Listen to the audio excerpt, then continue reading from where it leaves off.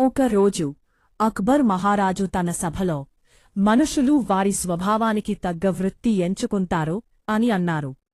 ఆది బీర్బల్ ఒప్పుకోలేదు. మనిషి వృత్తికి స్వభావానికి సంబంధం ఉండదని ప్రస్తావించాడు. అక్బర్కి బీర్బల్ అంటే చాలా ఇష్టం.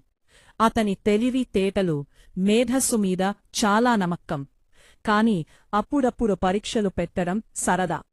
అందుకనే మనిషి వృత్తికి స్వభావానికి సంబంధం లేదు అని బీర్బల్ అంటే అక్బర్ వెంటనే ఆ విషయం నిరూపించి చూపించమని బీర్బల్కి పరీక్ష పెట్టారు.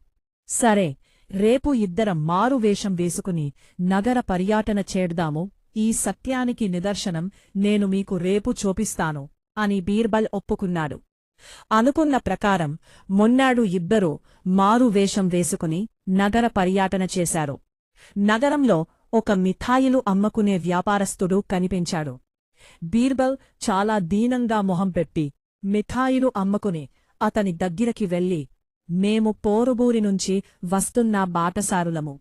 దారిలో దొంగలు పడి ఉన్నదంతా దోచుకున్నారు. ఇప్పుడు చాలా ఆకలి వేస్తోంది. కొంచెం సహాయం చేస్తారా? తినడానికి మీ కొట్టులోంచి ఏమైనా ఇప్పించండి అని నాటకమాడాడు. మిఠాయి కొట్టులో కూర్చున్న వ్యాపారస్తుడు చీదరించుకుని, ఛీ, ధందా చేసుకునే టైంలో ఈ గోలేంటి? నిన్ను చూసి కొనేవాళ్లు కూడా రారు. పో పో అని చికాకుగా ధుత్కరించాడు. బీర్బల్ ఊరుకోకుండా చాలా ఆకలి వేస్తోంది అని బ్రతిమాలాడు. మిఠాయి అమ్మకునే వ్యాపారస్తుడు తన చుట్టూరా తినుబండారాలు పెట్టుకుని కూడా ఏమాత్రం చలించలేదు.